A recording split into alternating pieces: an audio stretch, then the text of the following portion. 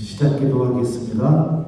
성부와 성자와 성령의 이름으로 은총이 가득하신 마리아님 기뻐하소서. 주님께서 함께 계시니 여인 중에 복되시며 태중의 아들 예수님 또한 복되시나이다.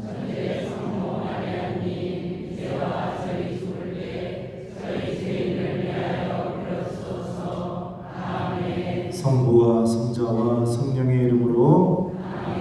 안녕하세요. 김재덕 베드로입니다. 만나서 반갑습니다. 잘 지내시죠? 네, 저도 잘 지내고 있습니다. 요즘 사순식이라서 예수님께서 아주 순환당하시고 고통당하시는 것을 묵상하는 시기인데, 저도 죽을 것 같아요. 예수님 빨리 부활하셨으면 좋겠습니다. 여기저기 특강 다니다 보니까 너무 힘들고, 또 오늘 같은 경우는 오전에 미사하고 미사 끝난 다음에 대전교구 사순특강 촬영하고, 그리고서 잠깐 쉬었다가 한 달에 한 번씩 제 후배 신부님들하고 성경 공부하고 있거든요. 그래서 또 후배 신부님들하고 성경 공부하고, 그리고선 곧바로 끝나자마자 시동 걸고 여기 왔어요. 근데 신부님들이 이제 신부님 되셨는데도 무슨 성경 공부냐 할지 모르지만 후배 신부님들이 원하셔요. 그래가지고 2시간씩 운전해가지고 저희 본다고 오십니다. 성경 배우겠다고. 근데 그거를 취소할 수가 없죠. 그래서 그랬습니다. 이 사순특강 시작하면서 제목은 나를 살리는 사순식이라는 제목이지만, 이게 보통 교육분과장님들이 저한테 빠르면 4개월, 좀 일찍 하면 6개월, 늦게 이야기하면 4개월 전에 보통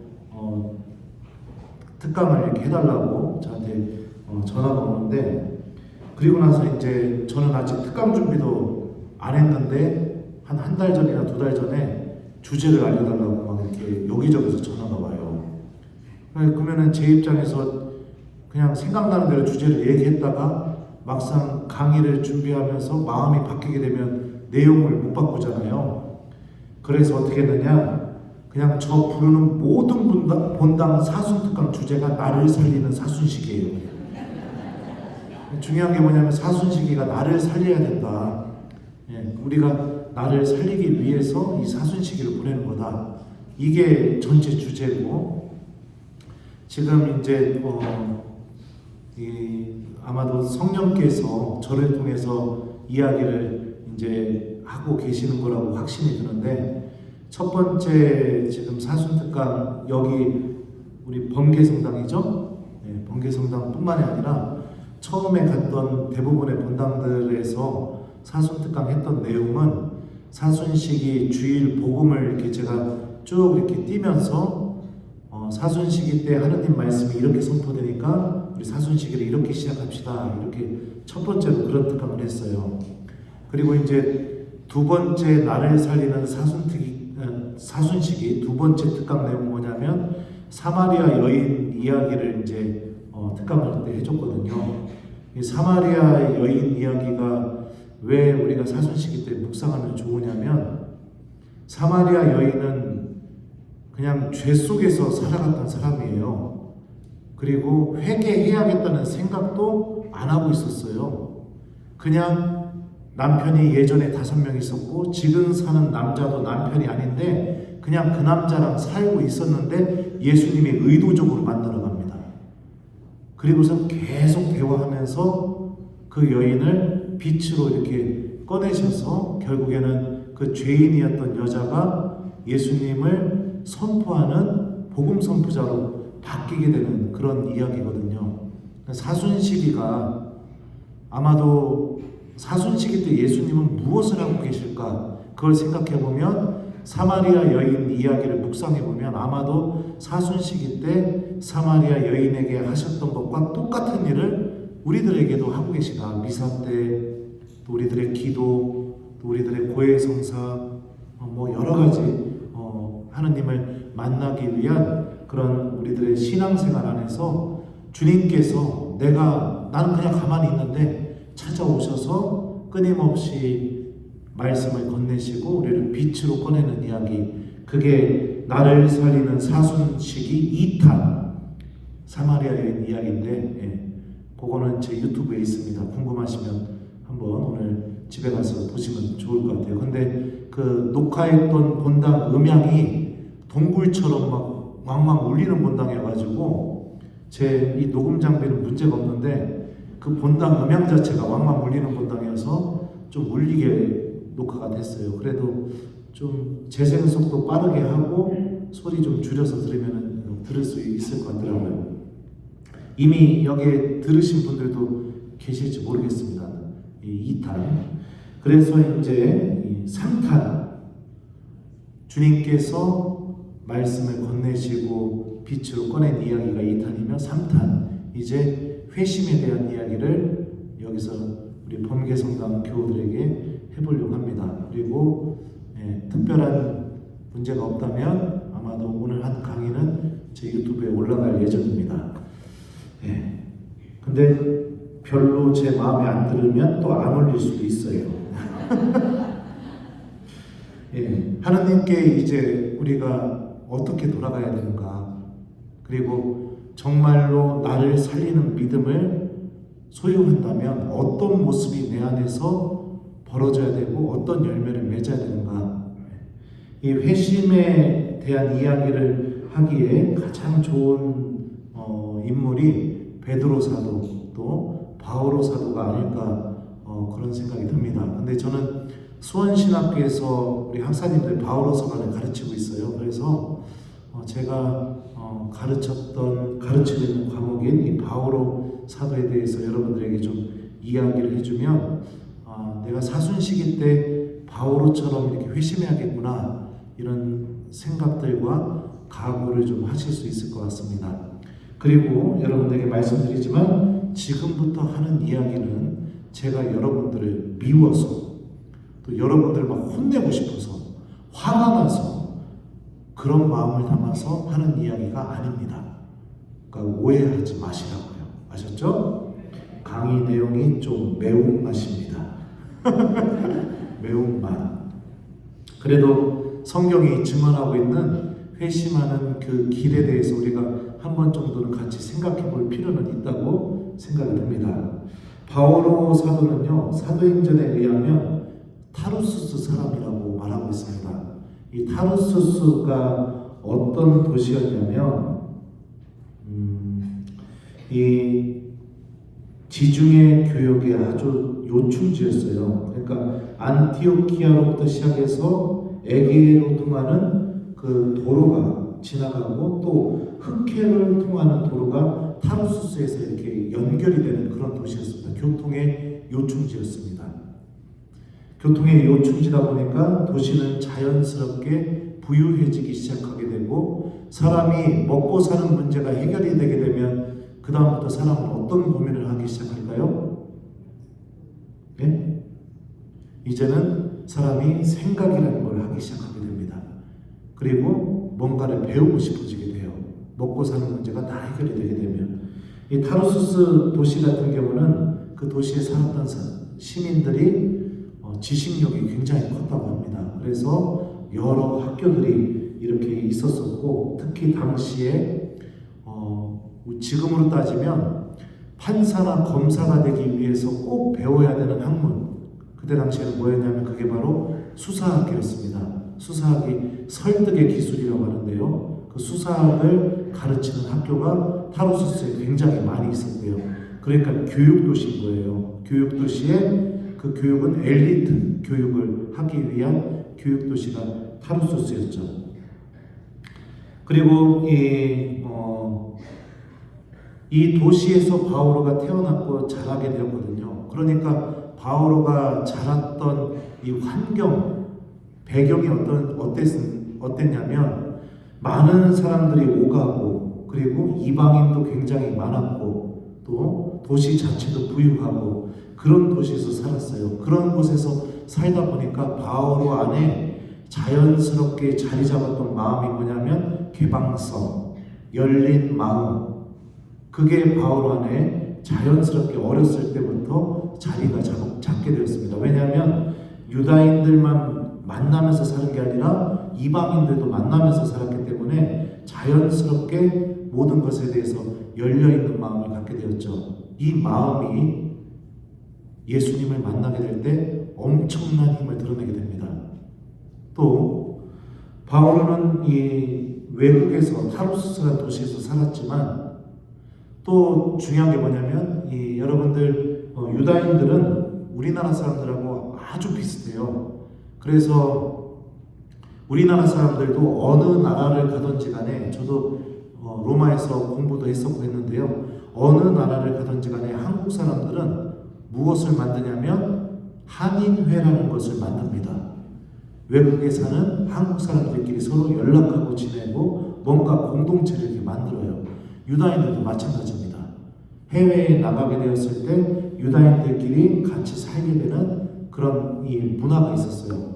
그 유다인들이 같이 살았던 그런 지역을 뭐라고 불렀냐면 디아스포라라고 불렀습니다. 해외 유다인 공동체. 그 디아스포라에서 살면서 어떻게 되었느냐? 유다인으로서 하느님을 믿고 사랑하는 방법을 그 안에서도 배웠겠죠.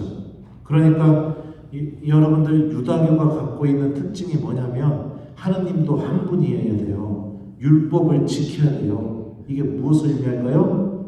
폐쇄성 아니면 하나에만 집중할 수 있는 그 집중력, 이런 것들이 유다교 문화 안에 그대로 있었겠죠. 그러니까 바오로 안에는 개방적인 마음과 하나에만 집중하고 열중하는 마음, 이 마음이 자연스럽게 태어나면서부터 바울 안에 자리를 잡게 됩니다. 이 마음이 여러분들 어떻게 바뀌는지 한번 잘 봤으면 좋겠습니다. 필리피서에 보면은 바울은 자기 자신에 대해서 이렇게 말합니다. 여드레 만에 할례를 받은 나는 이스라엘 민족으로 베냐민 지파 출신이며 히브리 사람에게서 태어난 히브리 사람이며 율법으로 말하면 바리사입니다 라고 이렇게 말해요. 여드레 만에 할례를 받았다는 게 어떤 의미일까요? 여드레 만에 할례를 받았다. 여드레 만에 할례를 받았다는 것은 율법에 철저하게 맞춰서 할례를 받았다는 것을 의미해요. 여드레 만에 할례를 받았다는 것은 부모가 율법을 철저하게 지키는 부모였다는 것을 의미합니다. 다시 말하면 부모가 하느님에 대한 신앙심이 엄청나게 강했다는 것을 우리가 알 수 있죠. 그러니까 여드레 만에 할례를 받게 되죠. 그러니까 바오로가 하느님을 사랑하고 하느님께 열중하고 그리고 또 이 그리스도인들에 대한 박해까지 할 수 있게 됐던 그 열정을 누구에게 받게 되었느냐? 부모로부터 받았다는 것을 의미해요.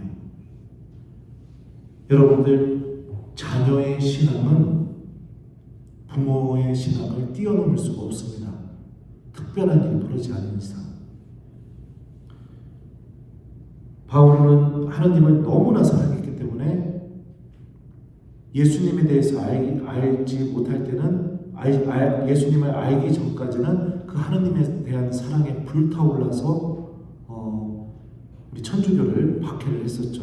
근데 그게 잘못됐다 하더라도 중요한 것은 바오로가 그렇게 하느님만을 찾고 하느님께 매진하고 그랬던 그 모든 게 누구로부터 그대로 물려받았느냐? 부모에게 받았다는 거예요. 저는 어렸었을 때 집에서 묵주기도 안 했다는 아버지한테 처음 맞았습니다. 처음 맞았어요. 그냥 하루 일과가 뭐였냐면 친구들하고 실컷 놀다가 항상 잠자기 전에는 집에 들어와서 십자구상 앞에서 촛불 켜고 아버지, 어머니, 저 동생 앉아가지고 묵주기도 5단을 바쳐야 됐어요. 이거는 저희 집의 원칙이었습니다. 원칙. 근데 한 번은 아기 때는 아무것도 모르니까 부모님이 하자고 하니까 그냥 했죠. 근데 국민학교 2학년인가 3학년 때 묵주기도 하도 하기 싫어가지고서 학교 갔다가 짬뽕한테 그랬어요. 야, 너도 잠자기 전에 묵주기도 하는 거 겁나 힘들지. 그랬더니 제 짬뽕이 그러는 거야. 야, 묵주기도가 뭐냐? 내가 그 소리 듣고서는요, 그때 얼마나 충격을 받았는지 몰라요. 세상에 묵주기도를 안 하는 집이 있다니. 그때 알았어요. 우리 집만 하고 있었어요. 우리 집만. 네. 물론 당연히 제 짬뽕은 성당도 안 다니는 애였겠죠. 네. 묵주기도를 하기가 얼마나 하기 싫었었냐면, 한 번은 부모님이 동생하고 둘이 묵주기도 하라고 부모님 약속이 있다고 그래가지고선 그 부모님 오기 전까지 그냥 TV 보고 놀고 막 뒹굴고 막 이러다가 엄마 아빠 올 시간이 되니까 그래도 제가 좀 착하긴 했었나 봐요. 어렸을 때. 그래도 묵주기도는 해야 되니까. 그래서 동생 데리고 이제 묵주기도를 하는데, 동생이 천주의 성모 마리아님 이제와 저희 죽을 때 저희 죄인을 위하여 빌어 주소서 아멘 하자마자 제가 어떻게 했냐면 곱하기 10 영광이 성부와 성자와 성령께 처음과 지지 항상 영원히 아멘. 그 동생이 그러더라고요. 형아 이렇게 해도 돼? 이렇게 해도 돼. 곱하기 10 하면 10개 한 거야. 알았어. 그리고선 동생한테 곱하기 10 알려줬다가 둘이서 묵주기도 그렇게 하다 아버지한테 걸려가지고 또 뒤지게 쳐맞았습니다. 기도를 안 했다가는 저희 집에서는요, 있을 수가 없는 일이었어요. 성당 안 갔다가는요, 이거는요, 난리가 아니었습니다. 제가 어렸을 때 성당을 가려면 완행버스를 타고 칠갑산을 넘어서 버스터미널에 내리면 거기서 애기 걸음으로 20분을 걸어가야 성당에 갔어요. 요즘 엄마들은 우리 아이들 성당 어떻게 보내죠? 1번 알아서 가라고 한다. 2번 성당 문 앞까지 직접 데려다 준다. 몇 번이에요? 네, 그래요. 저 때는 그런 게 없었어요. 동생 손 붙잡고 그냥 완행버스 타고 그 길도 비포장길이에요. 칠갑산 넘는 길이. 덜커덩 하면서 버스를 한 40분을 타가지고서 그 산을 넘어서 터미널에 내려서 동생 손잡고 성당을 가야 됐어요. 그 성당 가는 길이 얼마나 싫었겠습니까? 그 애기 때. 그리고 제가 사는 촌동네에서 그 성당은 그래도 읍내에 있으니까 거기 가면은 아는 애들도 한 명도 없고 그냥 그랬죠. 그래서 이제 꾀가 나가지고 동생을 꼬드겨서 오락실로 출근했다가 성당 끝나는 시간에 맞춰서 오락실에서 퇴근했어요. 그렇게 한 달 반을 성당을 안 갔다가 걸렸죠, 아버지한테. 본당 신부님이 일렀어요. 애들 안 나온다고. 뒷대기 붙잡혀가지고선 그때 저희 아버지가 오토바이를 타고 계셨었는데 동네에 승용차도 거의 없었어요. 그 오토바이에 저랑 동생을 태워서 알지도 못하는 다리에 내려놓고 처음으로 그때 저희 아버지가 저한테 뭐라고 했냐면 니들 버리겠다고 그러셨어요. 아버지는 기도 안 하고 성당 안 가는 아들 필요 없다고. 제가요 어렸을 때 얼마나 개구졌냐면 저 가을에 논도 태우고 왔어요. 여러분들 논 태워본 적 있어요? 불장난하다가 논 태우면 어떤 일이 벌어지는지 알아요? 소방차가 오겠죠. 두 번째는 경찰차도 와요. 그리고 그 어떤 일이 벌어지냐면 아버지가 부모님이 그 쌀값 다 물어줘야 돼요. 그리고 시골은 그 지푸라기를 소 여물로 쓰기 때문에 지푸라기 값까지 다 물어줘야 돼요. 그리고 동네 사람들한테 손이 발이 되게 밀어야 돼요. 그때도 저희 아버지가 저 버리겠다고 얘기한 적이 없었거든요. 한 번은 너무 심심해가지고서 밤에 문방구에서 폭죽 사가지고서 그 공중화장실에다가 동생하고 그 폭죽을 터뜨렸던 적이 있어요. 동네에 딱 하나밖에 없는 공중화장실에다가. 근데 어떤 아저씨가 폭죽을 터뜨렸더니 옛날 공중화장실은 여러분들 지금처럼 깨끗하지가 않잖아요. 등도 안 돌아요. 시골 촌동네 공중화장실이라고 생각해보세요. 갑자기 그 어두운 화장실에서 불이 번쩍번쩍 하더니 어떤 아저씨가 그냥 엄마야 하고 튀어나온 거예요. 그래서 오락실 가가지고선 동네 친구들 모아놓고서 야 무진장 재밌다 니들도 해봐라 그랬는데 그 아저씨가 오락실 주인이었어요.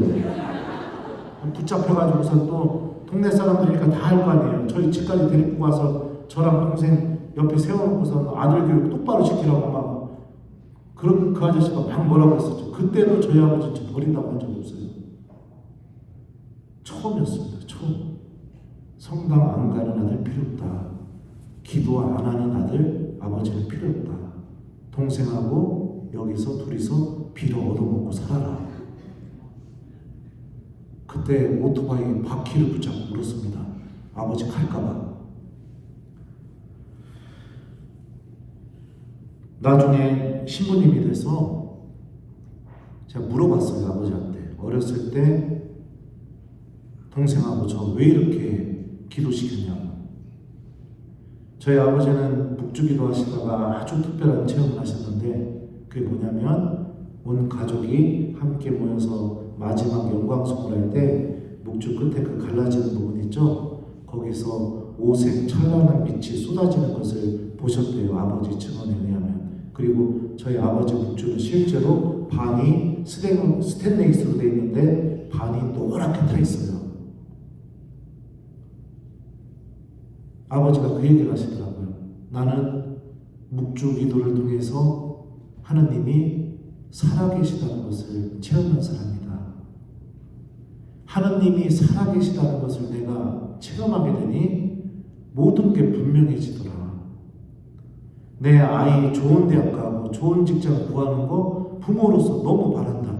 그런데 하느님이 살아계시다는 걸 내가 체험하니까 그것보다 더 중요한 게 생기더라. 내 아이가 믿음을 갖는 게 너무너무 중요해지더라. 세상에 어떤 아버지가 자기 아들들이 지옥 가는 것을 그냥 볼 수 있는 아버지가 누가 있느냐. 공부도 중요하지만 공부보다 더 중요하고 내 아이가 하느님을 믿고 구원을 준비하고 하느님 나라를 내가 희망으로 바라보고 그러고 살아가는 게 아버지로서 너무 중요해지더라. 아버지가 너랑 네 동생 진짜로 살리려고 몸부림친 거였어 이러더라고요. 저한테. 바울도 똑같아요. 여러분들. 여드레 만에 할례를 받았다는 이 짧은 문장을 통해서 무엇을 느낄 수 있느냐. 해외에서 지내면서도 하느님에 대한 믿음을 바울의 부모님들이 잃지 않았다는 겁니다. 타협하지 않았다는 거예요. 제가 아까도 얘기했었죠. 유다교의 특징, 집중하는 거. 아주 폐쇄적으로 집중하는 거.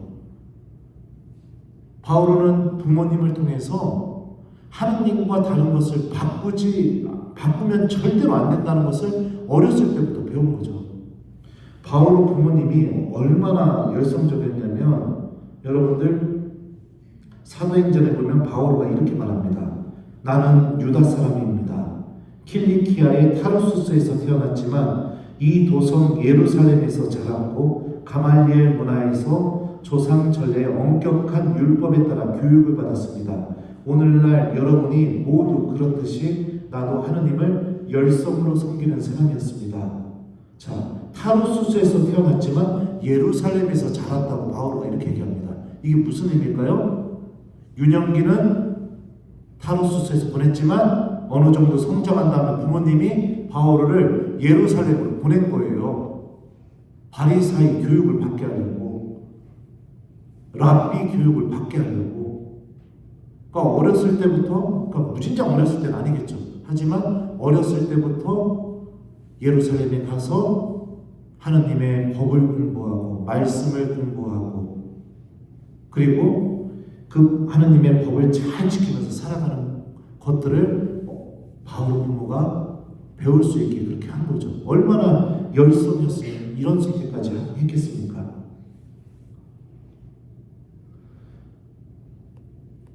바울은 또 이렇게 말해요. 나는 이스라엘 민족으로 베냐민 지파 출신이고, 베냐민 지파라는 것은 어떤 걸 의미할까요? 이스라엘의 첫 번째 왕이 누구였죠? 1번 사울, 2번 다윗, 3번 솔로몬, 4번 김재덕 신부님. 자, 몇 번이요? 네? 사울이었죠. 사울이 어느 지파 출신이냐면 베냐민 지파 출신이었어요. 그러니까 나는 베냐민 지파 출신이라는 것은 왕족 출신이라는 것을 의미하겠죠.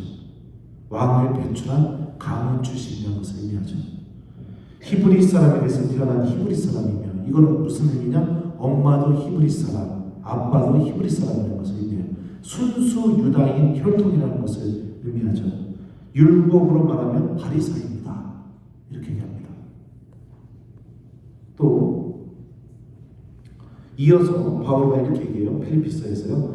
열성으로 말하면 교회를 박해하는 사람이었고 율법에 따른 의로움으로 말하면 흠잡을 데 없는 사람이었습니다. 여기서 여러분들 흠잡을 데 없다라는 흠잡을 데 없는 이 그리스 말이 사전적으로 어떤 의미를 갖고 있냐면 결점이 없는, 아무 죄도 없는, 비난할 여지가 없는 이런 의미를 갖고 있어요.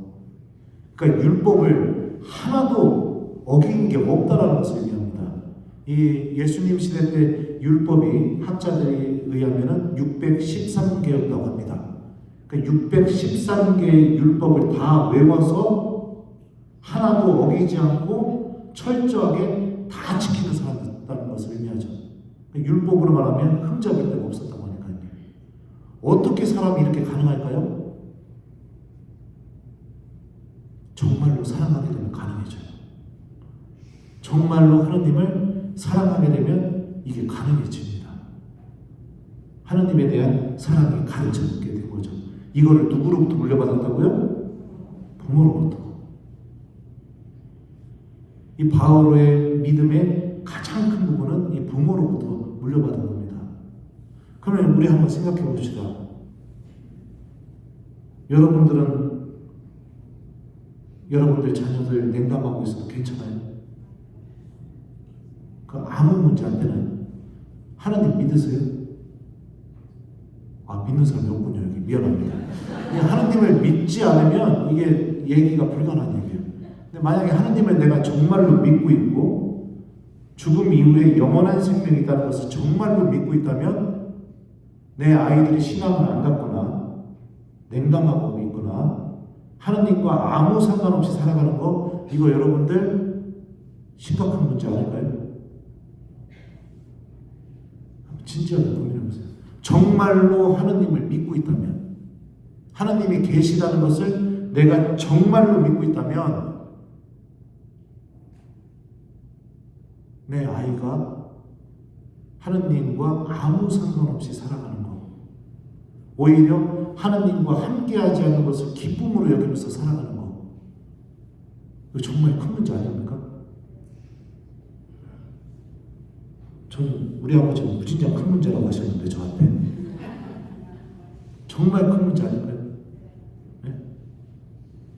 여러분들 좋은 아파트 얻고 좋은 직장 구하고 좋은 짝 만나서 살고 이거 다 중요하죠. 근데 제일 중요한 게 뭐예요? 우리들의 삶이 여기서 끝나는 게 아니라 하나님과 함께하는 영원한 삶이 있는데, 삶이라는 것은 신앙을 통해서 하나님을 사랑하는 법을 배우는 여정인데 내 아이가 그것을 하나도 안 배우고 하나님 앞에 가게 되었을 때 이 심각한 문제 아닐까요?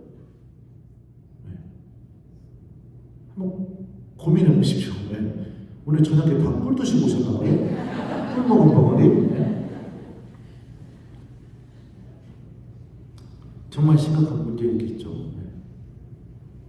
정말 심각한 문제이겠죠. 하느님을 정말로 내가 믿고 있는 사람이라면. 네. 바울은 또 이렇게 자기 자신에 대해서 그렇게 이야기합니다. 지금까지 얘기했던 게 여러분들 바울의 신앙에 대해서 얘기했어요. 그죠? 그리고 처음에 얘기했던 게 바울가 자랐던 환경은 개방적인 환경. 그러니까 바울의 마음 안에는 개방적인 마음도 있었고, 그 다음에 유다교, 부모님을 통해서 물려받은 이 유다교를 통해 아주 집중할 수 있고 열중할 수 있는 마음, 두 가지 마음이 바울의 마음 안에 공존하고 있었다고 여러분들에게 지금까지 말씀드렸습니다. 이랬던 바오로가 다마스커스로 향하게 됩니다. 다마스커스로 가는 그 길에서 예수님을 만나게 되죠. 사울아, 사울아, 왜 나를 박해하느냐? 주님은 누구십니까? 나는 내가 박해하는 예수다. 이 예수님으로부터 바울과 예수님 봤을까요? 두 눈으로 다마스커스에서요? 못 봤어요. 소리 말씀만 들었어요. 주님이 들려주시는 말씀만 들었는데 이 말씀을 통해서 바오로 안에서 분명해졌던 게 뭘까요? 자신이 그동안 신념처럼 믿어왔던 그 유다교가 말해주는 구원받는 길, 다시 말하면 율법을 통해서 율법을 철저하게 지켜서 하느님과 올바른 관계를 맺고 사람은 그로 인해서 의롭게 되고 구원된다라고 생각했던 그 유다교가 이야기하던 그 모든 게 틀렸다는 것을 알게 됩니다.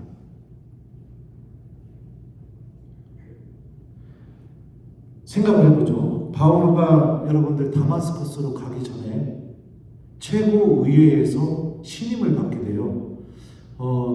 어떤 사람들을 여러분들 이단자들하고 싸우는 사람으로 내보내게 될까요? 보통은 어설픈 사람을 그렇게 내보내지 않겠죠.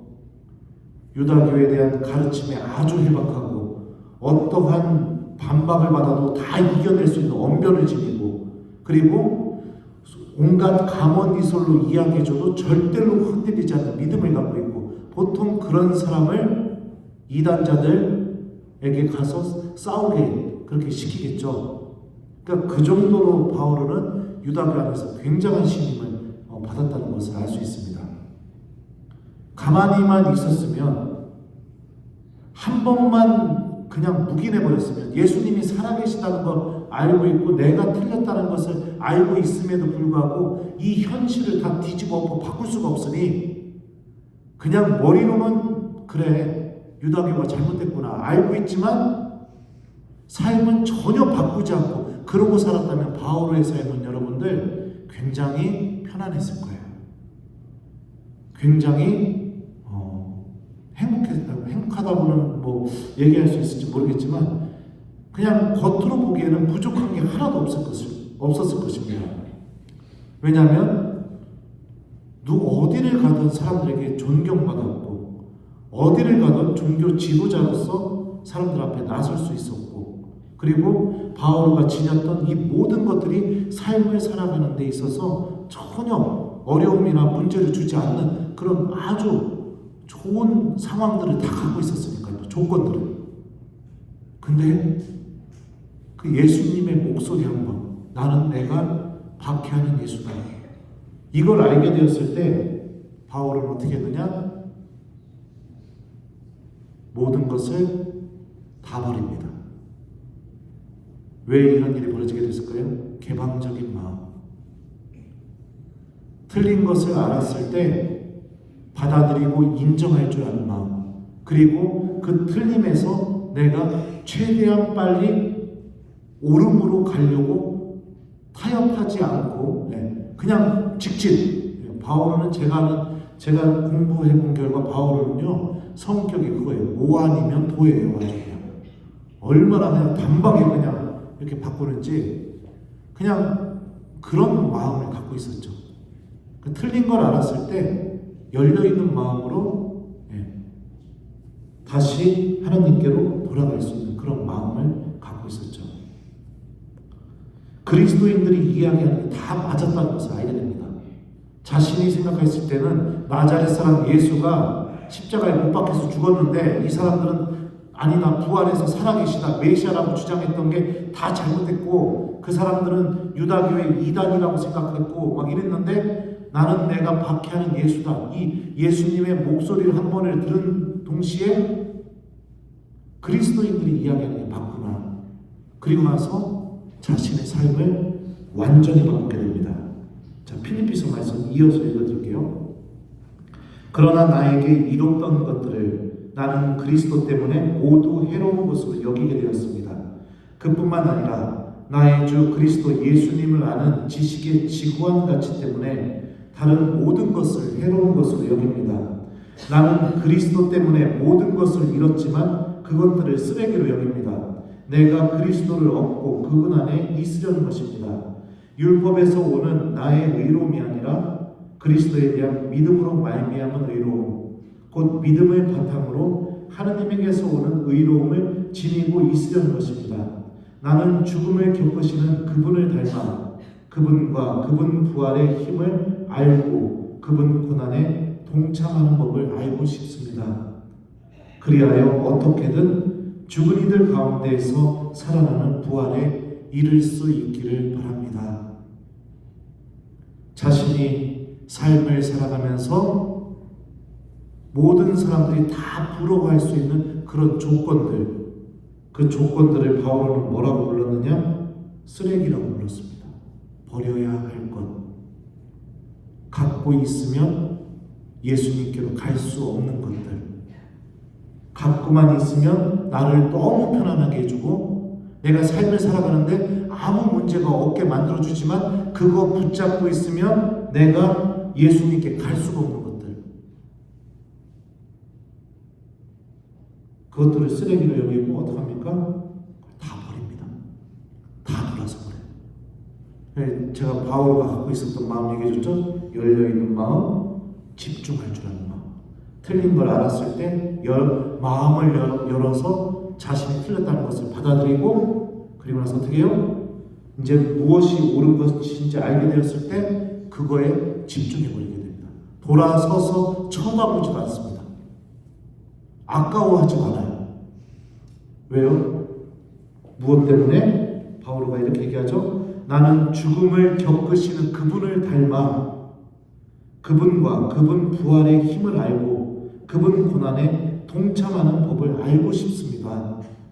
그리하여 어떻게든 죽은 이들 가운데에서 살아나는 부활에 이를 수 있기를 바랍니다. 영원한 생명을 갈망하는 마음, 이 마음이 모든 것을 다 바꿔놓게 만든 겁니다. 우리들도 신앙생활을 하다 보면은 때로는 내가 틀렸다라는 것을 알게 될 때가 있습니다. 이렇게 하면 안 된다는 것을 내가 스스로 깨달을 때가 있죠. 주님의 말씀을 들을 때도 이 말씀을 지켜야만 내가 영원한 생명을 얻을 수 있다는 것 분명히 머리로 다 알고 있어요. 그런데 내 삶의 조건을 바꿔야 되거나 내가 갖고 있는 것들 중에서 무엇인가 손해를 보는 그런 일이 닥치게 되면 어떻게 되나요? 찾아오는 유혹 중에 큰 유혹 중에 하나가 외면하게 됩니다. 주님의 말씀을 외면하게 돼요.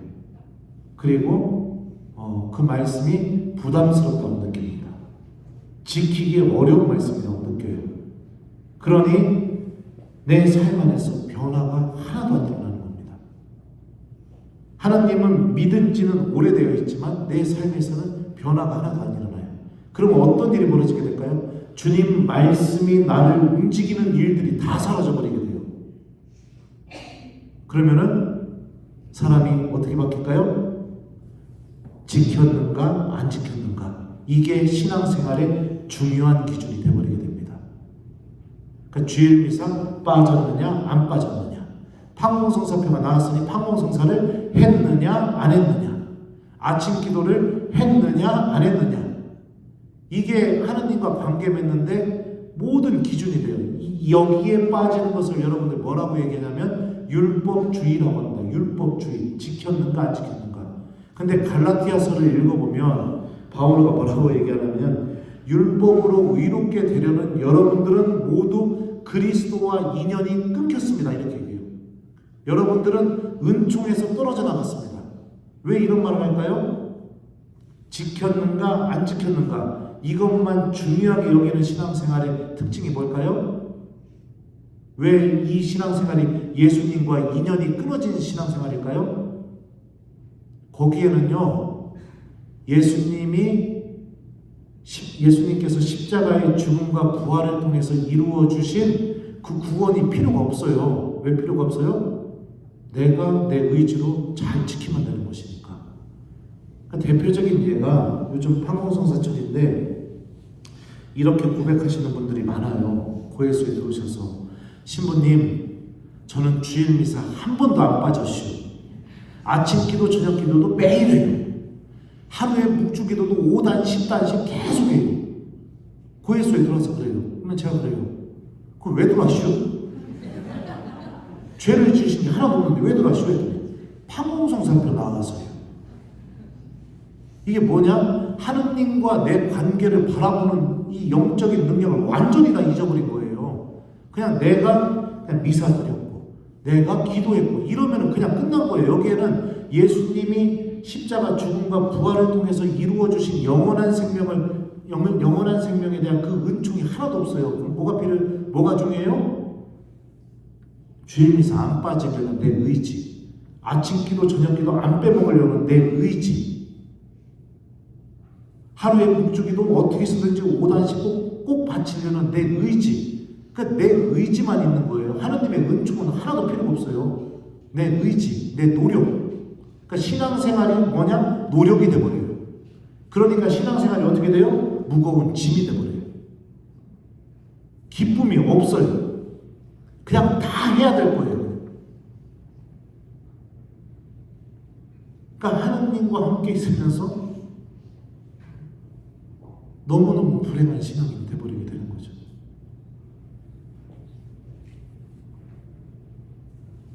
바울은 자신이 무엇이 잘못됐는지 알았을 때 버릴 줄 알았습니다. 참된 신앙은 여러분들 예수님 때문에 무엇인가 버리는 게 생겨야 돼요. 내가 소유하는 게 예수님을 통해서 소유하는 게 많아지면 그거 잘못된 믿음이에요. 적어도 제가 만난 예수님은 절대 그러신 분 아니에요. 다 버리게 만들어요. 다 버리게. 제가 왜 신부님이 되려고 했느냐? 그 국민학교 때 복사 쓰는데 본당 신부님이 제 입방에서 그러시는 거예요. 우리 재덕이 신부 될래요. 나 신부 안 될 건데요. 그랬더니 야, 내가 너 신부님 되면 내가 신부님 되는 애 가장 좋은 자동차 사줄게. 그래갖고 차 사준다는 말에 내가 신부님 된다고 했어요. 차 받아먹을 줄 알고 사제의 길로 갔더니 자동차는커녕 아무것도 없죠. 중고등학교 때 여러분들은 참 인정하지 않겠지만, 그리고 유튜브에 가끔 그런 댓글들 써있어요. 신부님 이제 그런 얘기 좀 그만 좀 하세요. 근데 아니 사실인데 내가 어떻게 그런 얘기 그만합니까? 제가 중고등학교 때 꽤 얼굴이 괜찮았어요. 또 시골 출신이 시골에서 살았지만 보통 시골 아이들은 다 까무잡잡하잖아요. 근데 저만 유독 얼굴이 하얘가지고 마치 그 시골 속에서 이 도시에서 온 아이가 이렇게 그 시골에 뚝 떨어진 것처럼 그런 이미지였어요, 제가. 그래갖고 동네 여학생들이 저를 얼마나 좋아했나 몰라요. 그 여자친구가 막 생기고 막 그랬는데 하느님은 그것도 버리게 만드셨죠. 제가 새신부 때 다른 본당 미사 다니면서 첫 미사 때 했던 강론 중에 일부 내용이 그런 내용이 있어요. 이 옷을 입기 위해서 제2요. 이 옷을 입기 위해서 정말로 사랑했던 여자를 떠나보내야 했습니다. 이 옷을 입기 위하여 제 안에 끓고 있는 자존심도 버려야 했습니다. 이 옷을 입기 위하여 친한 친구들을 다 떠나보내야 했습니다. 이 옷을 입기 위하여 제가 먼저 사과하고 제가 먼저 굽히고 들어가야 했습니다. 이 옷을 입기 위하여 부모님께 항상 무심한 아들이 되어야 했습니다. 이 옷을 입기 위하여 제가 하고 싶었던 꿈도 다 버려야 했습니다. 하나님, 저는 이 옷을 입기 위해서 포기라는 것을 배웠고, 그리고 하나님 당신을 얻었습니다. 그렇게 천미사 때 강론했던 기억이 납니다. 바오로도 갈라티아서에서 뭐라고 했냐면, 이제는 내가 사는 것이 아니라 그리스도께서 내 안에 사시는 것입니다. 여러분들, 믿음은 결단을 요구하고 있습니다. 예수님이 얘기하잖아요. 아무도 두 주인을 함께 섬길 수 없다고요.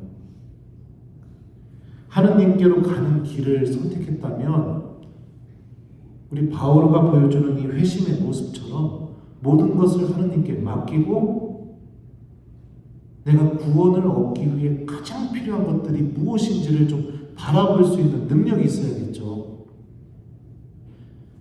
기도를 통해서 구원받기 위해서 필요한 기도를 하는 신앙인이 과연 얼마나 있을까요? 주님, 건강을 좀 얻게 해주십시오. 막 이런 기도. 자녀들은 고3이 되면은 성당에 안 나오면서 예수님, 제 아이들 열심히 공부해서 자기들이 원하는 길 갈 수 있게 도와주십시오. 이런 기도가 여러분들 다 이기적이고 욕심 채우는 기도죠. 아이들에게 하느님 잃어버리는 법 가르치고 있잖아요. 너는 성당 나오지 마. 엄마가 죽도록 기도해 줄게. 이게 지금 뭐 하는 거예요? 이게 하느님 눈에 이게 어떻게 미치겠습니까? 이게 정말 하느님을 믿는 사람의 행동일까요? 제가 그런 적 있었어요. 고3 수험생 기도 모임 가가지고서 자녀들 신앙교육 시키라고 미사 나오게 하라고. 그랬더니 자매님 중에 한 분이 그러더라고요. 신부님 대학 가면 나올 겁니다.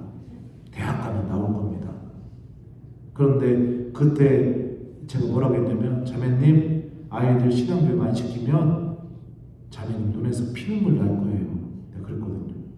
그랬더니 또 보좌 신부님이 피눈물 나게 했다고 상처받았다고 막 난리가 났었죠. 근데 그 교우가 제가 유학 갔다 오고 난 뒤에 저한테 찾아왔어요. 10몇 년이 지난 다음에 신부님이 그때 자녀들 교육 안 시키면 피눈물 날 거라고 했는데 제가 지금 피눈물 흘리고 있습니다. 신부님. 배운 게 뭐가 있을까요? 내 목적을 위해서는 가장 소중한 것부터 다 버리는 법을 배웠잖아요. 믿음도 버리고 내 목적 달성하기 위해서는요. 신의도 버리고 사랑도 버리고 다 버리고 결국에는 부모도 버리게 되는 거죠. 필요 없어지니까. 하여튼 그렇습니다.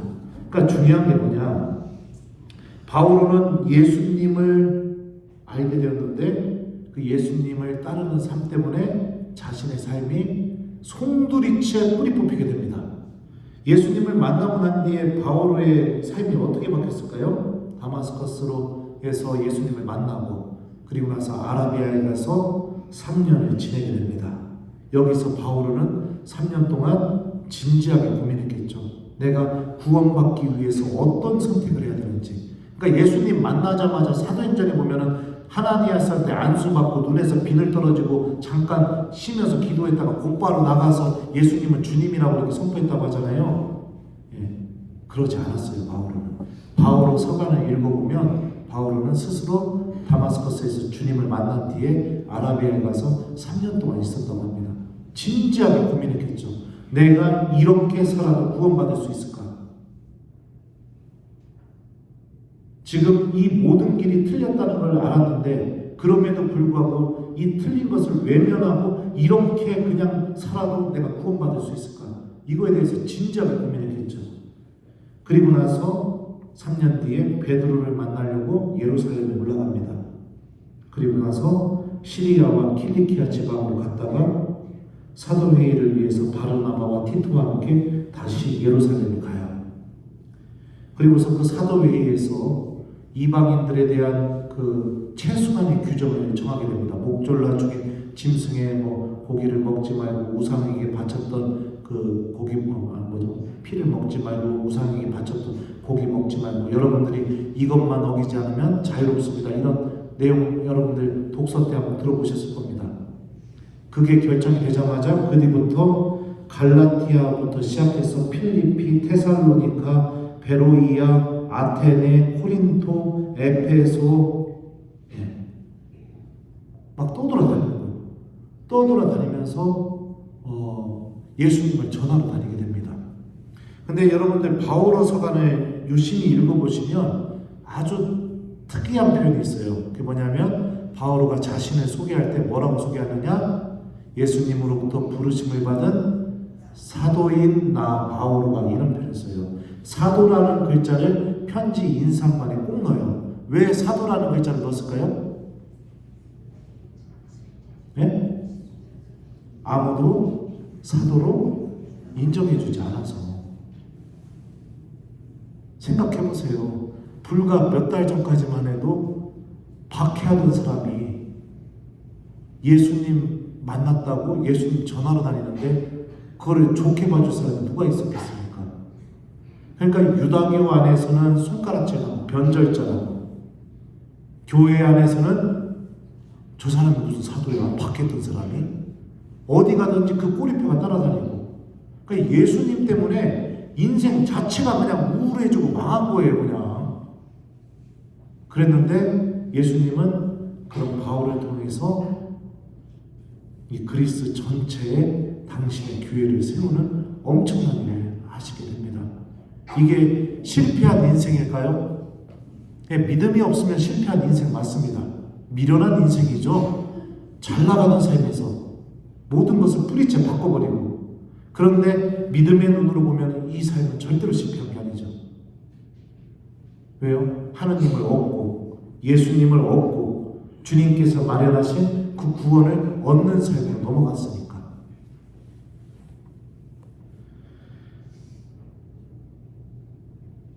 많은 신앙인들이 하나님께 완전히 돌아서는 것에 대해서 두려워합니다. 모든 것이 그냥 뿌리째 흔들릴 거라고 생각해요. 하지만 여러분들 절대로 그렇지 않습니다. 하나님 나라를 준비하는 사람이 되어야겠죠. 내 영혼이 정말로 하나님이 계시다는 것을 내가 믿고 있다면 하나님께로 돌아설 줄 아는 사람이 되어야겠죠. 바울을 변화시켰던 것은 바로 예수님의 말씀이었습니다. 이 사순 시기 동안에 우리들도 이제 주님께 돌아가야 됩니다. 그러면은 여러분들 한번 생각해 보세요. 바오로가 버렸던 것들, 갖고 있으면 나를 너무 평화롭게 해줘요. 너무 행복하게 해줘요. 조건이 너무 좋아요. 하지만 그거 계속 붙잡고 있으면 내가 예수님께를 가지 못합니다. 바로 그것을 놓는 연습을 사순 시기 때 해야겠죠. 계속해서 붙잡고 있을까요? 계속해서. 그러면 바뀌는 게 없어요. 하나님 말씀이 여러분들을 도와줄 겁니다. 제가 지난주에 여러분들 우리 여기 지난주에 했었죠? 네. 그건 제가 내준 숙제 해보셨어요? 복음 말씀 하루에 한 구절씩 기억해 보라는 거. 네.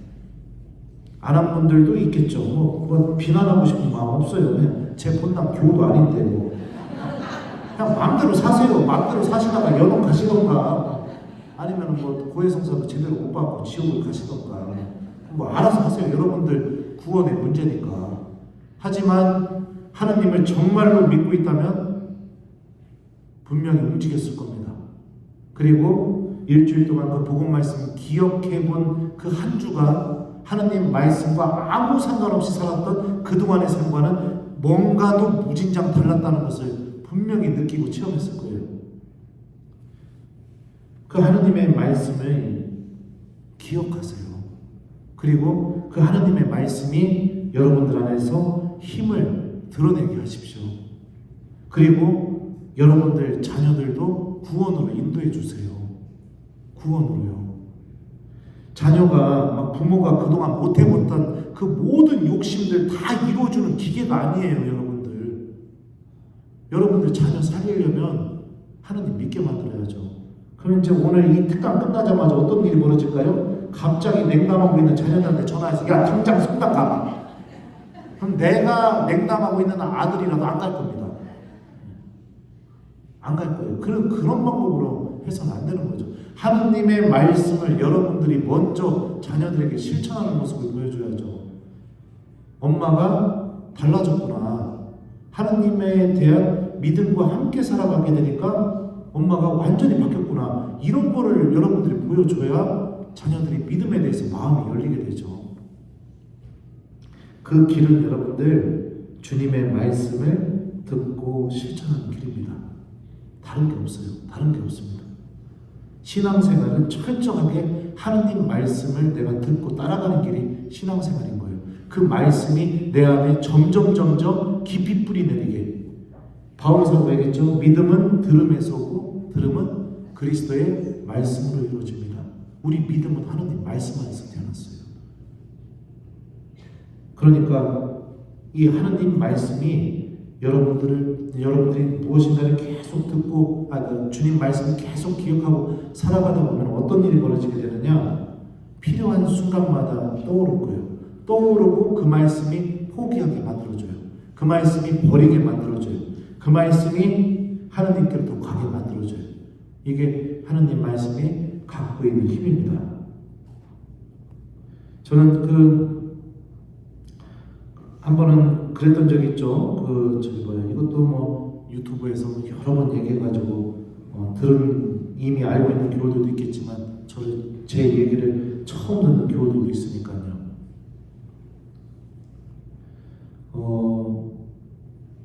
한 번은 제가 프랑스 말을 배워야 돼서 파리에 간 적이 있었어요. 친하게 지냈던 신부님하고 갔는데 그곳에는 로마보다 모든 게 물가가 다 비싼 거예요. 로마보다 모든 게. 그래서 이제 거기서 지내면서 심지어 어떤 일이 있었냐면 저기 뭡니까? 빨래 할 때도 돈을 내야 되는 거예요. 로마에서는 기숙사비 내면은 한 번에 다 빨래까지 다 해줬는데, 그래서 그 빨래하는 돈이 아까워가지고 그 신부님하고 어떻게 했느냐? 야, 둘이 빨래를 같이 하자. 그러니까 기계에다가 빨래를 넣고 동전 넣고 돌리는 거였으니까요. 그래서 한 주는 그 신부님이 돈 내고 한 주는 제가 내고 이러면서 빨래를 같이 했었습니다.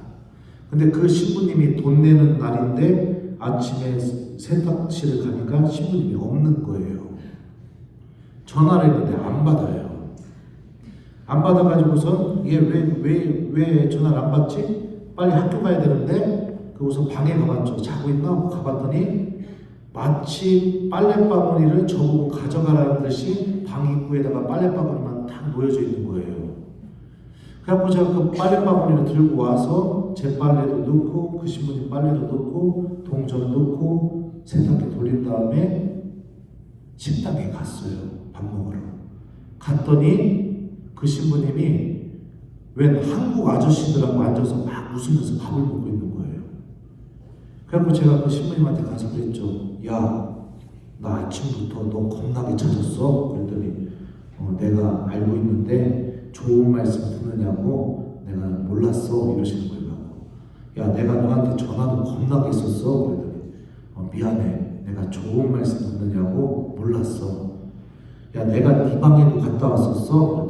그랬더니 미안해, 내가 좋은 말씀 듣느냐고 몰랐어. 계속 이러는 거예요 나한테. 그러니까 사람이 막 약속이잖아요. 한번 내가 그랬어요. 야, 내가 네 빨래도 내가 넣어서 돌리고 돈도 내가 냈어. 그랬더니 미안해, 좋은 말씀 듣느냐고 몰랐어. 계속 이래요.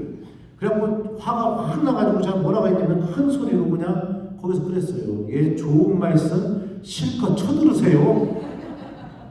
그랬더니 그 식탁에 있던 한국 아저씨들이 다 저를 쳐다보는 거예요. 그래갖고 저는 막 화가 났으니까 속으로 뭘 봐? 막 이러면서 눈 한 번씩 딱딱딱딱 마주치고서 그리고서 뒤로 가가지고서 배식대에서 아침 퍼가지고서 밥을 먹고 있는데 그 앞에 식탁에서 한국말로 떠드는 소리가 들릴 거 아니에요.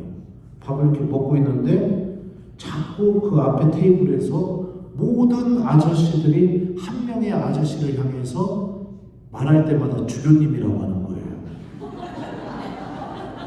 그러니까 그 식탁에 주교님이 계셨던 거예요. 사복 입고. 그러니까 저는 주교님 앞에서 좋은 말씀 실컷 쳐들으세요 하는 식구가 된 거예요, 제가. 그럼 어떡합니까? 주교님인 거 알았는데. 갔죠. 가가지고서 주교님이신 줄 모르고 큰 결례를 저질렀습니다. 그랬더니 주교님이 화가 잔뜩 나셨는지 저한테 그러는 거예요. 내가 주교라서 사과하는 겁니까? 그러면 여기 계신 신부님들한테는 안 죄송합니까? 그러고 여기 계신 신부님들에게도 죄송합니다. 사복을 입고 계셔서 몰랐습니다. 그랬더니 주교님이 가만히 계시다가 저한테 이러신 거예요. 어느 교구 사제입니까? 근데 거기서 대정교구입니다 하면 우리 주교님한테 이를 거 아니에요. 내가 가만히 있다고 그랬어요. 우리 주교님한테 이러지 마세요. 이러고 나가버렸어요. 그리고 나니까 그 신부님이 얼마나 얄미워요. 얼마나 얄미워요. 한 번만이라도 저한테 야, 제도가 여기 주교님 계셔 인사드려 이랬으면은 그 일이 안 벌어졌는데 그냥 좋은 말씀 드리냐고 내가 몰랐다. 계속 이러고 있었으니. 그래갖고 원래 학교도 같이 갔었는데 그날부터 학교 같이 안 갔어요. 그냥. 밥도 원래 프랑스에서 먹으니까 외국인이 우리밖에 없었겠죠. 물론 다른 한국 신부님들도 있지만 방학 때였으니까 다 나가고 우리밖에 없었어요. 둘이 앉아서 대화하면서 밥 먹었는데 밥도 둘이 같이 안 먹었어요. 그리고 미사 드릴 때도 이제 둘이서 미사 같이 드렸는데 그날부터 미사도 둘이 같이 안 드렸어요. 밥 먹고 산책하면서 묵주기도 하는 것도 둘이 같이 안 했어요. 묵주기도 하고 가다가 뒷짐지고 가다가 그 신부님이 나오면 은총이 가득하신 마리아 빚고 하셨어요. 막 이랬어요. 막 일주일 넘게 말도 안 하고 빨래도 따로 하고 막 그랬죠. 그러다가 방에서 미사를 드리는데 혼자서 미사를 드리는데 저는 유학생활 동안 대부분 미사를 신부님들하고 드리던가 아니면 혼자 드린가 그랬어요. 근데 성경 그을 때부터 성경 말씀이 생각나는 거예요. 너에게 원한 품은 형제가 생각나거든 예물을 제단 앞에 모아두고 물러가 먼저 그 형제와 화해하여라. 그래가지고 제가 마음속으로 그랬죠. 예수님 보셨잖아요. 저는 잘못한 게 하나도 없어요. 화해는 저 신부가 저한테 해야 됩니다. 그렇게 마음속으로 말하고 그리고 나서 이제 미사를 계속했죠. 본기도를 딱 읽고 나서 일독서를 읽으려고 하는데 또 생각이 나는 거예요. 성경 말씀이 물러가 먼저 그 형제와 화해하여라. 일독서를 읽고 나서 잠깐 눈 감고 있는데 또 생각이 나는 거예요. 물러가 먼저 그 형제와 화해하여라. 복음을 읽었는데도 또 생각이 나는 거예요. 물러가 먼저 그 형제와 화해하여라. 결국에는 제가 그 신부님한테 미사 드리다 말고 중단하고 갔어요. 가서 사과를 전했죠. 미안하다. 내가 옹졸했다. 용서해주라. 그랬더니 그 신부님이 뭐라고 하냐면 자기도 자기가 잘못한 거 알고 있었는데 제가 화가 너무 나 있어가지고 곧바로 사과하면 뒤지게 혼날 것 같아서 화가 좀 사그러들 때까지 기다리고 있었다고 미안하다고 그러는 거예요. 제 마음은 저 신부가 잘못했고 제 마음은 저 신부가 나한테 와서 사과해야 되고 제 마음은 제가 잘못한 게 하나도 없어요. 근데 하나님 말씀은 제가 옳다라고 생각하는 걸 다 무너뜨리죠. 집어 던져버리게 만들었죠. 그래서 제가 먼저 가서 사과하고 제가 먼저 가서 화해하게 만들고 제가 절대로 할 수 없다고 하는 것을 하게 만들었죠. 이게 여러분들 일상의 삶 안에서 회심의 삶을 사는 좋은 예 중에 하나인 겁니다. 나는 못한다고 생각하지만 주님 말씀이 내 안에서 계속 울려 퍼져서 결국에는 나의 믿음을 통해서 그 말씀이 열매를 맺게 되는 거. 우리가 이런 삶을 살다 보면 바오로처럼 우리들도 예수님만을 얻기 위해서 필요 없는 것들 갖고 있으면 너무 좋지만 그럼에도 불구하고 하나님을 잃어버리게 만드는 그런 필요 없는 것들 그런 것들을 하나씩 하나씩 쓰레기로 여기고 버리면서 주님께로 나아가게 될 겁니다. 그리고 바오로가 갈라디아서에서 말했던 것처럼 이제는 내가 사는 것이 아니라 그리스도께서 내 안에 사십니다. 이 고백이 나의 고백이 되게 될 거예요. 이게 이렇게 살아가는 삶이 여러분들 신앙생활입니다. 신앙생활. 지켰는가 안 지켰는가 이 기준으로 하나님 앞에서 살아가는 것을 율법주의라고 하고요. 하나님 말씀이 내 안에서 생각나서 자꾸만 내가 하기 싫은 것들을 하게 만들고 내가 가기 싫은 곳을 가게 만들고 내가 주기 싫은 것을 주게 만들고 그렇게 만드는 것을 신앙생활이라고 합니다. 많은 교우들이 신앙생활을 하고 있는 게 아니라 율법주의로 살아가고 있어요. 고해성사를 할 때도 마찬가지인 거죠. 표가 나왔으니까 하는 거예요. 왜요? 이거 지켜야 되니까. 하지만 신앙생활을 하는 교우들은 어느 날 주님 미사 때 선포되는 독서나 복음 말씀 듣다가 갑자기 그냥 그 말씀이 나를 건드려서 미사 끝나고 나서 집으로 못 가게 만들고 성전에 앉아서 그냥 내 자신을 바라보게 만들어요. 그러면서 어떤 일이 벌어지게 될까요? 나 고해성사 해야겠다. 출발 자체가 달라요. 출발 자체가. 그러면서 내가 이 말씀에 비추어서 내가 얼마나 하나님으로부터 벗어나게 되었는지 그것들을 바라보게 되면서 고해성사를 준비하게 됩니다. 한숨 쉬셨어요.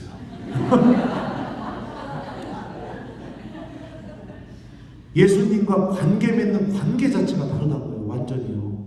했는가 안 했는가 이렇게 살아가는 게 아니라 마치 나는 내가 박해하는 예수다. 이 말씀 한 구절이 바울의 모든 삶을 뒤흔들어 놨던 것처럼 주님의 말씀 한 구절이 나의 하루를 완전히 뒤흔들어 놓고 그런 일들이 벌어지게 됩니다. 처음부터 그런 일이 벌어지게 될까요? 아니에요. 이것도 연습이 필요해요. 그리고 그동안 우리들이 하느님 말씀과 아무 상관없이 살아가는 거에 너무 익숙해졌기 때문에 시간이 필요합니다. 제가 방법을 알려드렸잖아요. 수첩에다가 성경 말씀 적어놓고 잠자기 전에 한번 읽어보고 그리고 나서 아침에 일어나면 성경을 긋고 그 수첩에 적어놓은 거 큰 소리로 한번 읽어보고 그리고 나서 내 배우자 하는 가족들 깨워줄 때도 그 성경 말씀으로 깨워주고 그리고 나서 주머니에 넣어놨다가 시간이 될 때마다 한 번씩 꺼내서 보고 잠자기 전에 다음날 복음 읽고 다시 또 그 다음 페이지에다가 한 구절 써놓고 이렇게 꾸준히 좀 해보셨으면 좋겠어요. 그렇게 되면 주님 말씀이 여러분들을 분명히 움직이게 되어 있습니다. 분명히 움직이게 되어 있어요. 제가 그것도 한 번은 그런 일이 있었어요. 후배 신부님이었는데 어느 날 갑자기 저한테 전화가 왔어요. 형님 놀러 가도 돼요? 하고 와 그랬거든요. 와가지고서 이제 뭐 차도 한잔 주고 어떻게 지내는지 담소도 나누고 그리고 나서 이제 제가 이제 그려 보면 잘 지내요 보냈거든요. 보냈는데 한 10분 있다가 다시 전화가 왔어요. 형, 저 사실은 형한테 할 말이 있었는데 그 얘기를 못했다고 다시 오겠다고 그래갖고 그래 와 하고 왔거든요. 그래 와서 얘기를 들어보니까 신부님이 굉장히 어려운 사정에 빠지게 된 거예요. 굉장히 어려운 사정에. 그래서 그 얘기를 듣고 나서 마음속은 그랬죠. 형이 그러면은 어떻게 도와줄까? 그냥 마음속으로 그런 생각이 들었습니다. 그러면 좀 갖고 있는 돈 모아가지고 그냥 좀 줘야겠다. 이런 마음이 들었는데 갑자기 또 성경 말씀이 생각나는 거예요. 그럴 때 너희는 내가 굶주렸을 때 먹을 것을 주었고 내가 목말랐을 때 마실 것을 주었으며 내가 헐벗었을 때 입을 것을 주었다. 내 형제들 가운데 가장 작은 이에게 준 게 바로 나에게 준 것이다. 그래가지고 제 머릿속에서는 그냥 지갑에 있는 돈 주고 힘내라고 해야지 했는데 제 입은 뭐라고 말했냐면 이것도 유튜브에 나가면 또 저게 되니까 편집은 또 편집해야겠네요. 형이 도와줄게. 너 형이 주는 돈은 안 갚아도 돼. 사제로 살다 보면 이거보다 더 힘든 일이 있어. 힘내. 그리고 너 용기 잃지 마. 그러니까 그 신부가 그 말을 듣자마자 눈에서 막 눈이 막 울먹울먹 하는 거예요. 막. 그러면서 형 고마워요 해가지고 가고 너 진짜 용기 잃지 마. 형이 기도도 해줄게. 그리고 이렇게 보냈어요. 그리고 나서 마음속에서는 원래 하려는 말이 이 말이 아니었는데 그랬는데 예수님 말씀이 맞더라고요. 아깝죠. 저도 사람이니까 제가 쓰고 싶고 제가 갖고 있고 싶고 모아두고 싶고 그런 마음 들죠. 근데 그 신부가 얼마나 잘하나 몰라요. 저한테 얼마나 잘하나 몰라요. 형제 하나를 얻는 일이 일어나게 된 거죠. 그러니까 제 마음속에서는 모아두고 싶고 쌓아두고 싶고 갖고 있고 싶고 그런데 하나님 말씀은 제가 갖고 있는 것을 내어놓게 만들고 그 내어진 자리에 한 형제를 얻게 만들어 주시고 이게 여러분들 말씀이 일으키는 힘이에요. 이런 일들이 벌어져야 됩니다. 그래야 우리가 바울처럼 예수님을 얻기 위해 모든 것을 쓰레기로 여깁니다. 우리 이런 삶으로 살아갈 수 있는 거죠. 결국에는 우리 다 하나님께 갈 거예요. 그리고 다 하나님 믿고 있잖아요. 하나님 만나게 될 겁니다. 그 만남이 어떨지 한 번만 좀 진지하게 고민해 봤으면 좋겠어요. 성체 앞에 앉아서 사순시기 동안 내가 이렇게 살아도 하나님을 만나는 그 만남이 정말로 기쁠 수 있을까? 정말로 내가 예수님을 웃으면서 만날 수 있을까? 한 번만이라도 우리가 진지하게 고민해 본다면 이제 우리들의 삶이 예수님께로 더 돌아서게 되는 그런 삶으로 넘어가게 될 겁니다. 그리고 그 삶으로 걸어나가는데 주님 말씀이 분명히 우리들을 도와줄 거예요. 예, 이 회심의 길은 여러분들 어렵습니다. 어렵지만 하나님의 말씀을 가슴속에 담고 살아가다 보면 그 말씀이 자연스럽게 하나씩 바꿔주고 열매를 맺어줍니다. 저도 그래요. 제가 믿음이 굉장히 강한 신부 같죠? 아니에요. 신학교 1학년 때 맨날 졸기만 했어요. 저는 신학교 입학하자마자 하룻밤 자고 나서 깜짝 놀랐습니다. 뭐가 깜짝 놀랐느냐? 사람이 어떻게 새벽 6시부터 기도할 수 있는가? 이 사실에 깜짝 놀랐어요. 그 시간은 자야 되는 시간이거든요. 그렇게 생각하니까 그 신학교가 얼마나 지옥처럼 느껴지던지 한번 나가려고 마음 먹으니까 신학교에 있는 개가 멍멍멍 짖잖아요. 그 소리가 나가 이렇게 들리거든요. 여러분들은 신부님 그 영성체 하고 나서 그 성장 닦을 때 조용히 기도하시잖아요. 저는 어떻게 했냐면 신학생 때 졸다가 비명도 질러봤어요. 그 시간에 이러면서.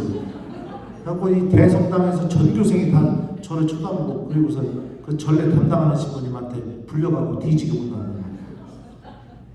복음 들을 때 서서 듣잖아요. 그죠? 기도선하고. 저는 그 복음 들을 때 졸아가지고서는요. 모든 학사님들이 다 자리에 앉아서 강론 듣는데 저만 신분이 강론이 시작되는데 한참 동안 혼자 기도선하고 이러고 서 있었어요. 졸면서. 그랬더니 강론하시는 신부님이 앉으라고. 그만 자고 앉으라고. 그랬던 사람이에요. 마음은 막 무진장 넓을 것 같죠? 마음이 간장 종직 그릇 마음이에요. 제 마음이.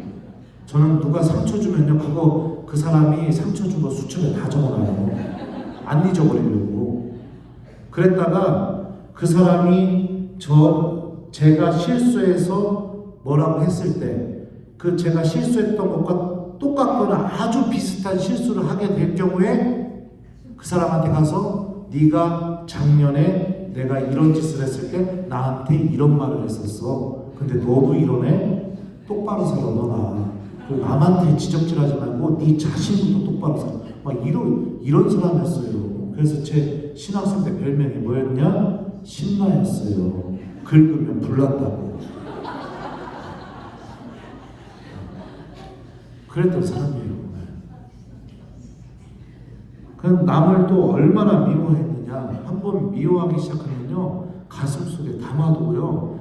그 미워하는 마음이 사라지는 게 두려워서 미워하는 마음이 사라질 것 같으면 그 사람이 나한테 저질렀던 것을 다시 한번 생각하면서 곱씹으면서 그 마음을 막 키워내고 막 이랬던 사람이에요. 제가 한 번은 제 신학생 때 마지막으로 만났던 본당 신부님이 저 4년 동안 아르바이트 시켰거든요.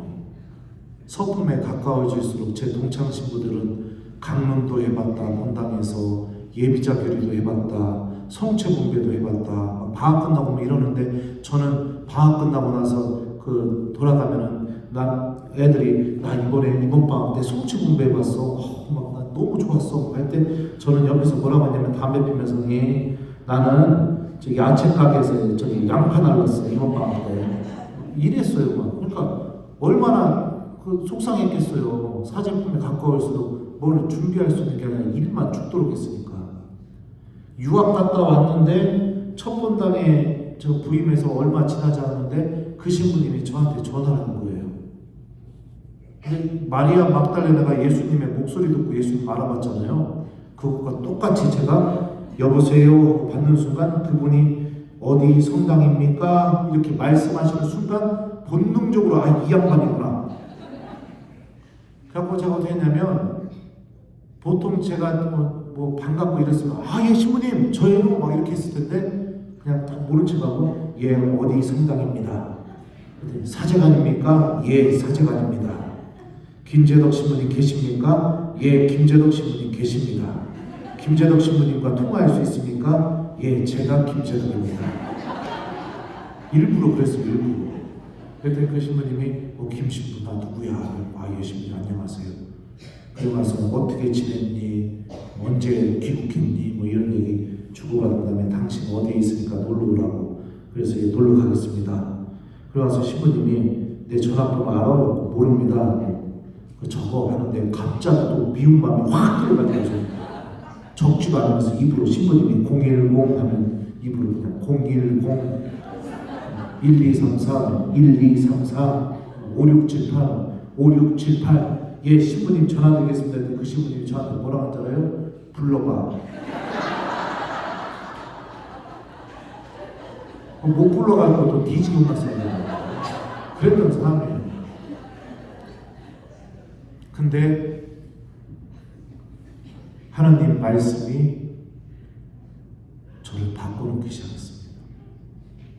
자존심도 그렇게 세고 남한테 사과하는 것도 정말 싫어하고 더 상처 주고 싶고 그런데 그런 제가 그 하나님 말씀 한 구절 때문에 먼저 가서 미안하다고 하게 만들고 돈에 대한 욕심도 커요. 저 신부님이지만 미안해요. 제가 영성이 부족해서 저도 막 모아두고 싶고 막 그래요. 그런데 그 하나님 말씀이 형이 주는 돈은 안 갚아도 돼. 너 힘내. 사제로 살다 보면 더 어려운 일도 있어. 그렇게 하게 만들고 제가 막 피곤하고 막 이러면 가기 싫은 것도 하나님 말씀이 그 교육분과장한테 다시 전화해서 자매님 가겠습니다. 갈게요. 내 망설여서 미안해요. 갈게요. 이렇게 하게 만들고 저는 막 다 싫은데 주님 말씀이 하나씩 하나씩 버리게 만들고 그러면서 하나님이 원하시는 열매들을 맺어내게 만들고 있는 거죠.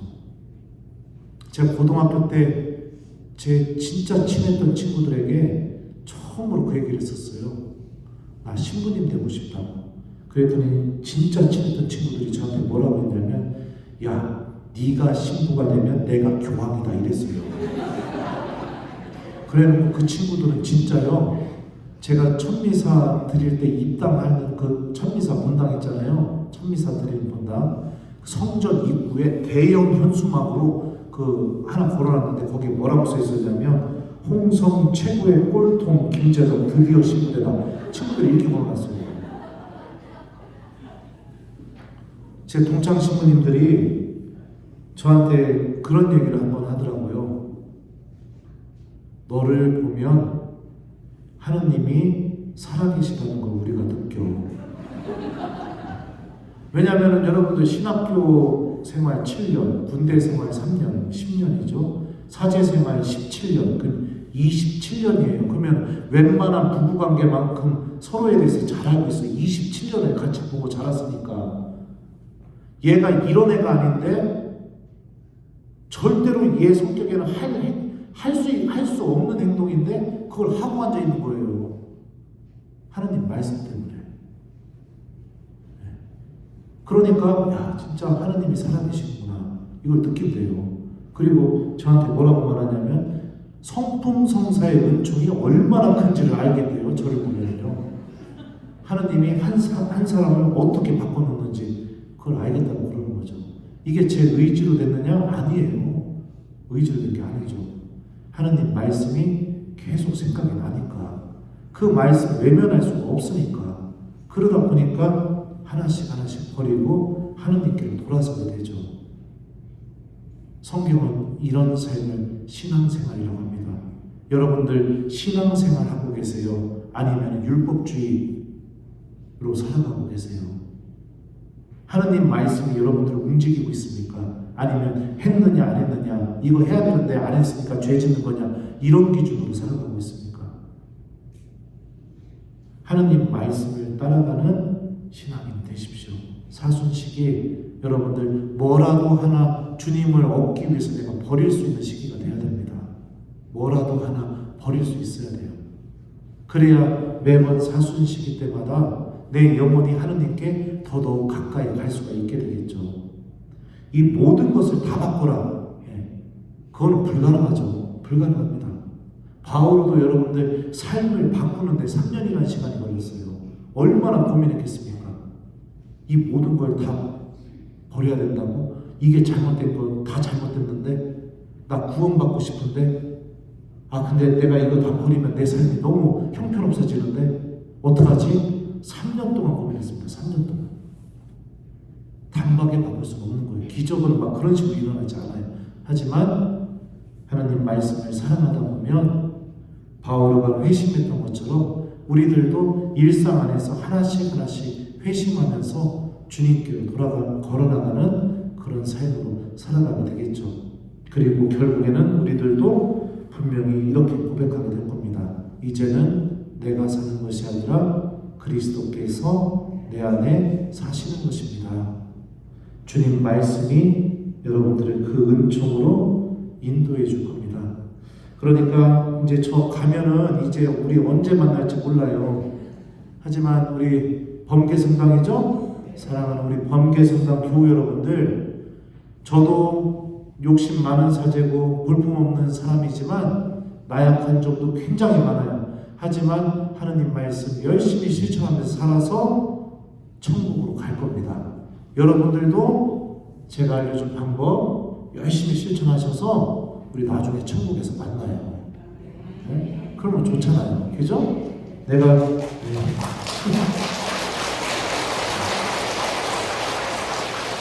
거기서 나 쳐다보면서 눈물 뚝뚝 흘리면서 그때 신부님 말 들을 걸 그랬슈. 아유 환장하겠네 이러면서 혼자 연옥으로 걸어가지 마시고. 네? 그리고 주님 말씀을 우리가 듣기 시작하게 되면 여러분들 예수님이 당신의 은총을 우리에게 쏟아부어 주십니다. 쏟아부어 주세요. 여러분들도 생각해봐요. 내가 원하는 거 몇 번이고 얘기했는데 자녀들이 안 들어줘요. 근데 어느 날 갑자기 내가 한 말을 얘네들이 하고 있어요. 그러면 여러분들 기분이 어떻습니까? 1번 이제야 이걸 해? 이런 마음 들어서 더 괴롭혀야겠구만 이런 생각이 든다. 2번 뭐라도 해주고 싶은 마음이 든다. 너무 이뻐서. 몇 번이에요? 네. 하나님은 더 얼마나 우리들을 그렇게 이쁘게 보시겠습니까? 자, 그래서 우리 천국에서 만나고 천국 가기 전에 또 한 번 볼 수 있으면 또 보게 되고요. 주님께서 허락하시는 대로 이렇게 살아봤으면 좋겠습니다. 우리 주님 말씀에 따르는 길은 처음에는 어렵지만 하나님께서는 당신 말씀을 통해 더더욱 우리들이 당신을 사랑하는 법을 분명히 가르쳐 주시고 또 당신이 우리와 함께 있다는 것도 체험시켜 줄 겁니다. 우리 모두 이 사순 시기를 통해서 이 사순 시기가 그냥 지나가는 시기, 그냥 뭐 내 삶 안에서 큰 영향을 주지 못하는 그냥 지나가는 시기가 아니라 이 시기가 찾아올 때마다 나를 살리는 시기, 이 시기가 찾아올 때마다 내가 더 하느님께 더 가까이 다가가게 되는 시기, 그런 시기가 우리에게 사순 시기가 되었으면 좋겠습니다. 자, 그러면은 마침 기도하겠습니다. 성부와 성자와 성령의 이름으로 주님께서 여러분과 함께 전능하신 천주 성부와 성자와 성령께서는 여기 있는 저희 모두에게 강복하소서. 성부와 성자와 성령의 이름으로 아멘. 지금까지 부족한 감을 배워주셔서 감사합니다.